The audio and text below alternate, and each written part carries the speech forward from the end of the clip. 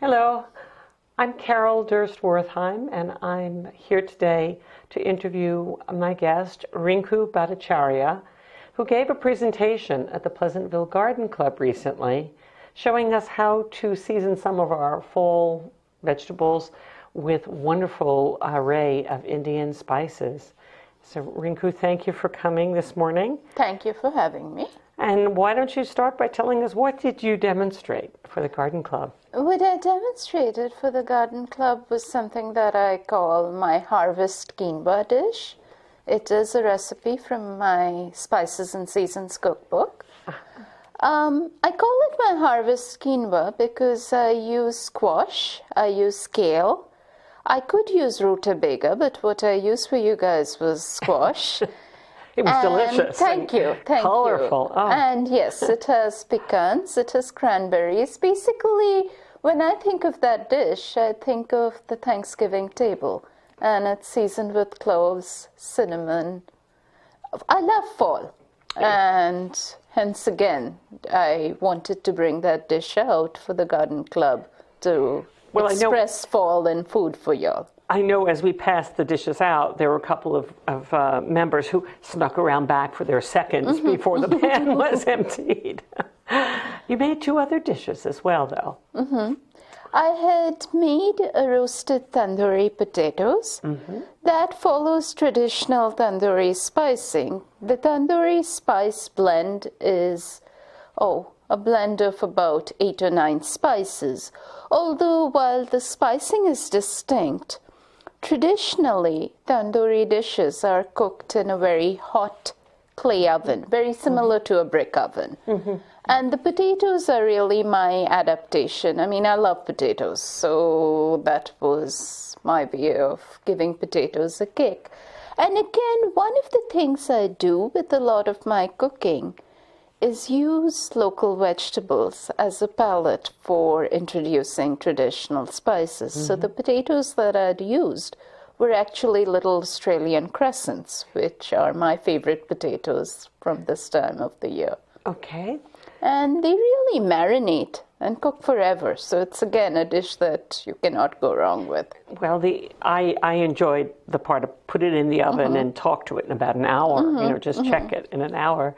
And there was another dish you made as well. Yes, that was an eggplant puree that we call bagan bharta. Now, that is traditionally served warm, but I've realized it works very much like a baba ganoush or other cold dishes. I don't quite serve it cold, so what I've done is serve it at room temperature. And again, the characteristic of that dish is you fire roast the eggplants, so the skin gets charred. And again, very foolproof once you know what you're doing, because, if you have to burn something to get flavor, how can you go wrong? That one, most people can manage. Yes, but you do have to have an open flame for that. How did you pick these particular dishes? Was this part of your heritage? Your local cooking heritage and it India? was actually 2 weeks back.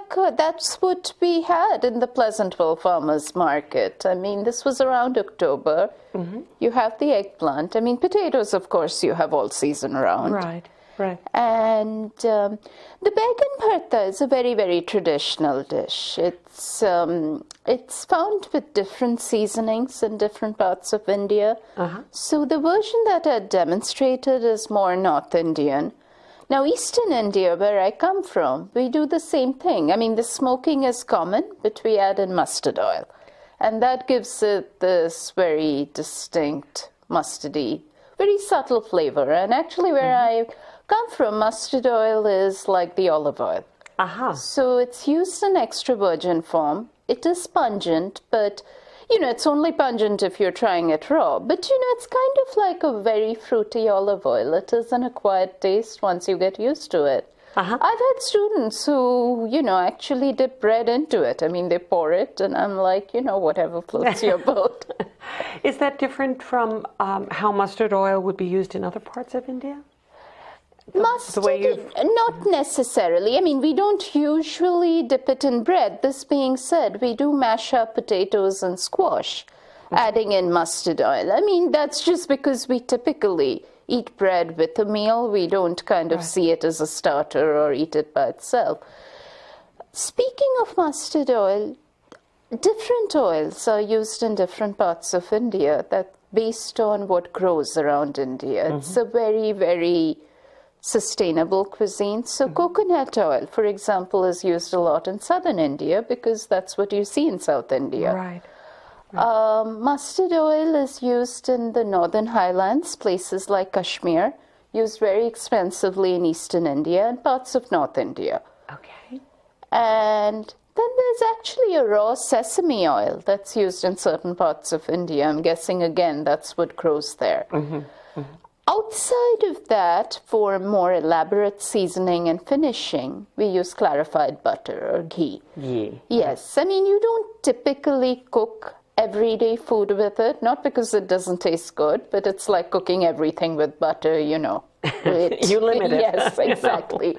And ghee is very, very concentrated, so a little goes a long way. I mean, you know, you'd be hard-pressed to use a tablespoon of ghee over something. I mean, if you're really conscious, because one of the ways we use ghee a lot is to finish or temper lentils.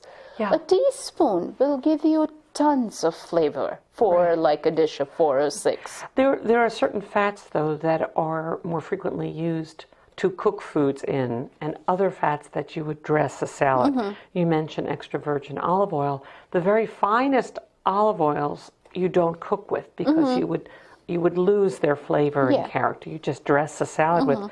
Would you use ghee as a finishing, as you described the mustard oil? We use it as a finishing, but you would not use it raw. Okay. But ghee again goes back. It has Ayurvedic roots because it's because you are clarifying the butter. Yeah. So it's considered a very pure seasoning. So yes, it's used. I mean, often a lot of religious and ceremonial foods are cooked with ghee because again, it's considered a very. But I also think there's a very practical component to it. Ghee survives outside refrigeration. So if you notice, it's used in a lot of warm countries. It's used in the Middle East. It's used across the Silk Route. Once you take out the milk solids, which are the parts that would spoil, the oil itself holds very well. Yes. So where did you learn to cook? And you're a wonderful home cook. You describe everything as this is nurturing and comfort food from home. That's everything I've observed in your cookbooks and in our conversations. Food is a very comforting element to me, but where I come from, food is a means of affection. It's beyond sustenance. I mean, if someone comes home, my mother-in-law to this day, she gets, well, given that she's in India, it's hard to just spontaneously drop. But she's very troubled if she doesn't have adequate time to prepare for our visit. And it's less anything she's doing around the house. She has to procure stuff. She has to make sweets for the grandkids. She has to make, and food is a way of affection. My mother, she cooks different things for me and different things for my brother. And they are very, very distinct because what I like tends to differ from what she likes. I mean, in fact, these days, she has certain things that have now become dishes she cooks for the grandkids because their spice tolerance is a little lower than ours. And everybody has their separate menu or separate dishes within the menu. Separate dishes, yes. But what's important is my mother connects with us through the cooking process. Yes. Although I started learning cooking without realizing I was learning it, I spent a lot of time with my grandmother, who had to babysit me and had to cook. So what she did is she found a spot for me in her kitchen. It was actually a very nice vantage point because I could see exactly what she was doing. And she would cook and talk to me. There'd be stories, there'd be food stories. And, you know, what I didn't realize is, as she would cook, she would tell me, you know, you absolutely need to chop this finely. This was more really her talking aloud while she was cooking.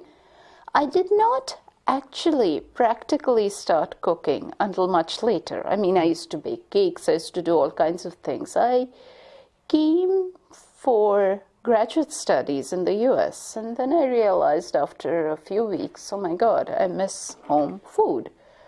And, we're talking almost 2 decades back. I mean, what you found by way of Indian food options were quite pathetic.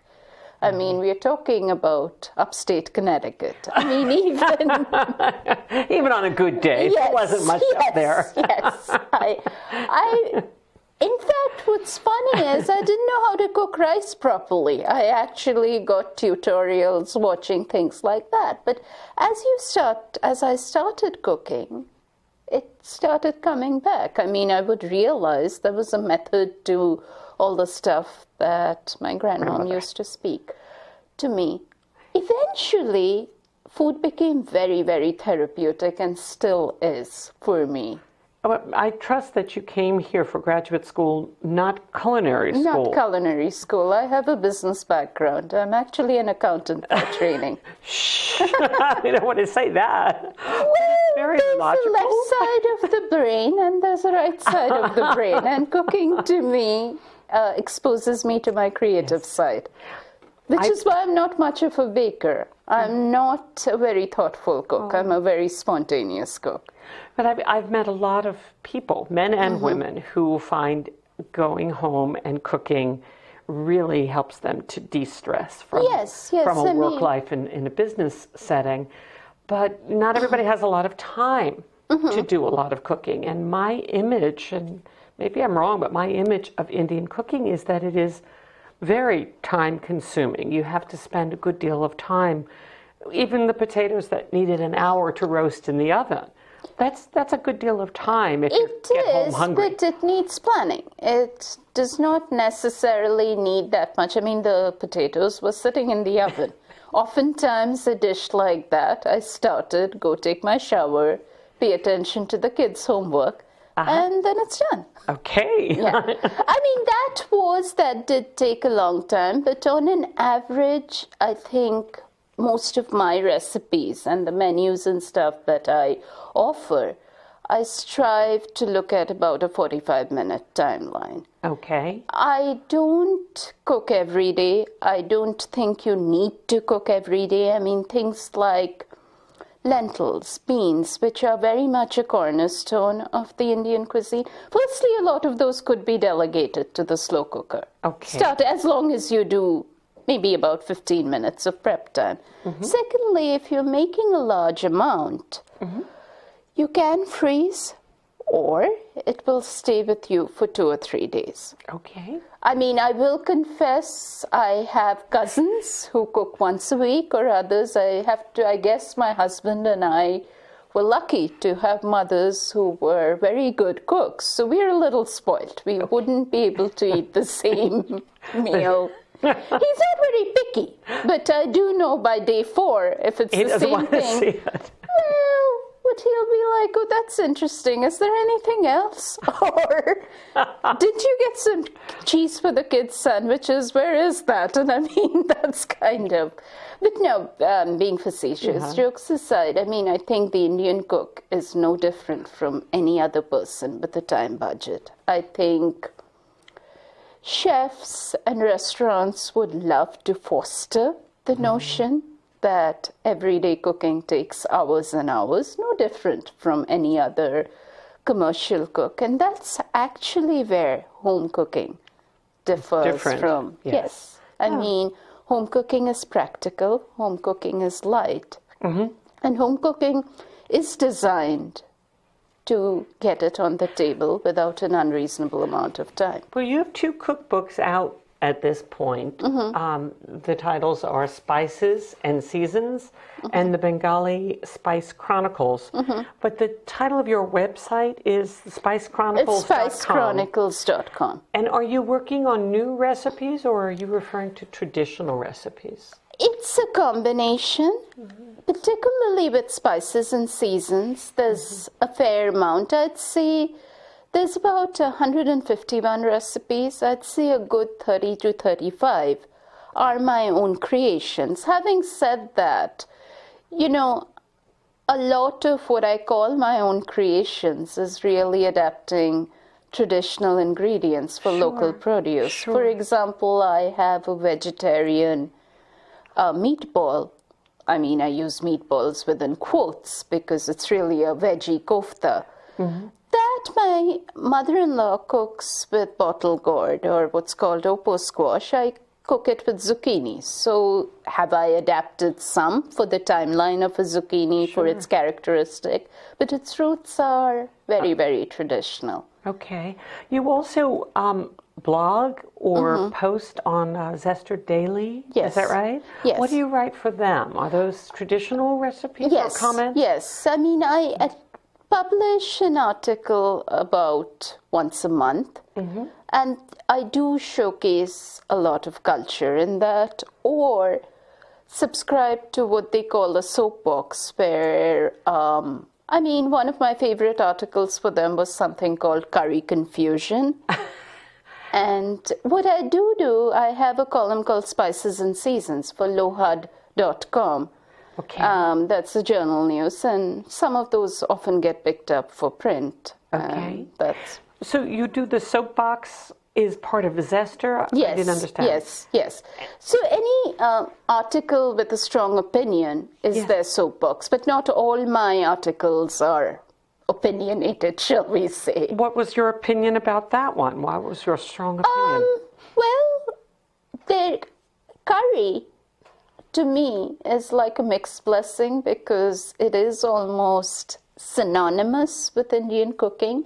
And honestly, a baseline sauce in our world is curry. And however, people just assume the spice blend curry is Indian cooking. It's used for everything. And it's honestly actually a British creation. It's a blend of spices. It's a blend of with spices. variations that I know of. Yes. And there are better ones and not so good ones. But when the British Raj came in, they decided this is going to be the name for Indian food, or universal? The word curry itself, I'm not very sure where it came from. Although the British have popularized it, they haven't necessarily. They've done a lot for Indian cooking to popularize it. For example, this week they're having something called Curry Week. I mean, they're probably the biggest fans of Indian food outside the Indians themselves. And you get pretty decent Indian food outside of India there. Very excellent is my experience. Yes. Much better than a lot of the British food had been for many years. Well, I think that's probably why they had to do something to... But can you tell me the differences between commercial or restaurant Indian cooking and how your cooking, your home cooking, really differs? One, you're saying the time and that home cooking may be lighter cuisine. I'll say this with a caveat because I think over the last 5 or 6 years, there are a select blend of restaurants that actually are striving towards lighter, more authentic, if you will, Indian cooking. Having said that, the mass of Indian restaurants cater to what is a generic view of Indian cuisine. I mean, you have certain popular items like the chicken tikka masala, the saag paneer. These are adaptations of some original dish at some point of time. In fact, the tikka masala, I don't think is a home dish at all. I mean, I have yet to go to an Indian home. Yes, with a lot of pride. At best, they'll tell me we picked it up from a restaurant. But the food is richer, sometimes for a very practical reason. I mean, the Indian buffet is very, very popular. Even my kids love it. They love the idea of going in, having a smorgasbord of food that they can pick bits from. But these curries are sitting for a very long time. So if you aren't adding cream, you will not be able to stabilize it. I mean, cream often is replacing yogurt. And mind you, a lot of our cooking is not using something like Greek yogurt. I mean, I often do just because, again, it's here. Yes. Yeah. So you're using a thin yogurt or thinner yogurt, you're folding it in right at the end, and you're usually cooking it right through. if you try to boil that for hours, it'll curdle. Sure, And sure. even, something like coconut milk, which is a traditional cream-based sauce. I learned this the hard way. I mean, the first time I added coconut milk, I cranked up the heat, and I was like, oh my God, this doesn't look anything like what and then I learned that, coconut milk curdles too. Sure. Wow. Well, that's very interesting to me as a cook, but also thinking in terms of home quantities, how much fat do you want to feed your family? Yes, and how much exactly. vegetable, how do we work those things in so that the cuisine is balanced, is varied, and is also what families should be eating. I think that's kind of an interest of yours, isn't it? Yes, yes, very much so. I've heard you speak about your husband growing vegetables and you trying to get the kids to understand that connection between growing food, preserving it, and eating a well-balanced diet. Is that a new interest for you, or is that a way that you're moving toward some work? The consciousness is new to me because really it's something I'd taken for granted all my life. I did grow up in the city. Having said this, we have fresh markets. Even today, my mother, who's, somewhat older, will still go to the market at least twice or thrice a week to pick up fresh produce.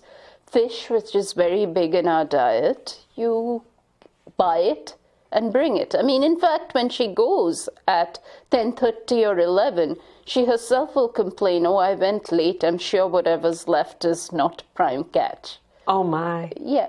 But what's interesting, so I did take that for granted. My husband's hobby happens to be gardening. Simple things. It's like I'm very fond of pumpkin blossoms. I realized how fresh the pumpkin blossoms are in the markets in India because I realized sort of after 10 in the morning they close. So the fact that you're getting them open means they are very fairly picked. In fact, I would tell him, when I'm ready to cook in the evening, hey, I want some blossoms. He's like, no. If you want the blossoms, you either have to wake up early or wait till the weekend. But he's providing your pumpkin blossoms for you now? Yes, he is. Yes. Good man. Probably they're more like zucchini blossoms, but they work. I know you see different blossoms of different fruits and vegetables at the farm market seasonally. I think you did a demo at the Pleasantville market. Yes. But I don't recall what it is that you were working on then. Were there other dishes that you were trying in a different season or in the summer? I had actually done an eggplant dish, but with a lot of tomatoes, because then I think tomatoes were in at that in time. August? Yes. A little bit earlier? Yes. And what do you look forward to cooking over the winter? What do you expect you'll be cooking? Winter's a little harder. Having said this, this is why I'm not a huge advocate of a 100% vegetarian diet. Maybe I'm not so disciplined. Having said this, winter is a colder time. Yeah. And that's why roots make a lot of sense. Once you get used to the seasons, you do realize there's a method to the madness. When it's summer, you do want to eat lighter. And that's when the produce is bountiful. When it's a cold day like today, you want to see something simmering. You want to see the oven turn on. And roots work perfectly for things like that. Squashes have a great shelf life. Again, I didn't realize the winter squash doesn't grow in winter. It's called winter squash. It's just called winter squash. Yes. I was like, what do you mean you get them in August? And then I realized they stay and sustain us through winter. Gotcha. So what are you working on next? Or what would you like to have happen next professionally? Are you continuing as an accountant? Or are you... A little bit of both. I do spend. I love food. I just spend enough time in the food world to keep me nurtured and to make sure it doesn't become a chore. Because I think working with food for me is very, very creative. and I'd You never just liked joined it. the New York Women's Culinary Alliance. Yes, so I'm having a lot of fun with that, actually. Are you? Yes. Have you begun to meet other women who are working with food for that creative side? Yes, I went to a couple of their events. They seem to be a really warm group of people. Oh, I like them. I mean, Yes. I'm a little prejudiced, of course. Yes. But Yeah, I was seeing you were actually one of their original members. yeah, one of the early yeah. members, and it's a group that has gone on now past 30 years. So there's a new couple of generations actually of different members, but to keep the idea going of creativity and make it fun, and we're all working in food, but working differently in food. Not very many are chefs in restaurants. Yes, I noticed that. I mean, that's nice to it. Sometimes what I'd love to be, but I'm not, is a good food photographer.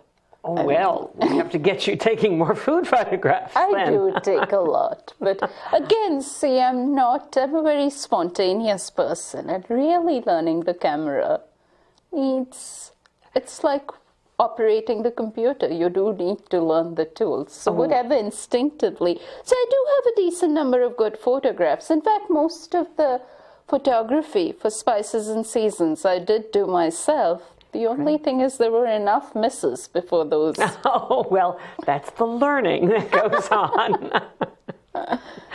Although, yes, my mother and my husband will say you've burnt enough food. But you're supposed to burn the eggplant. Well, that's why I've settled for those dishes, which are foolproof. Forgivable Yes, and forgiving. yes. Is there something else you'd like to tell us about? Well, speaking of forgiving, I mean, one of the things people don't realize is Indian cooking is very, very forgiving. Because it is a flavor-based cuisine, you can pretty much, once you get the hang of the basic flavors, do your thing. I mean, there are no rights or wrongs. I mean, if you don't have cilantro, the world doesn't end if you substitute basil. And if you're really smart, you'll say that's a cool thing you invented. There you go.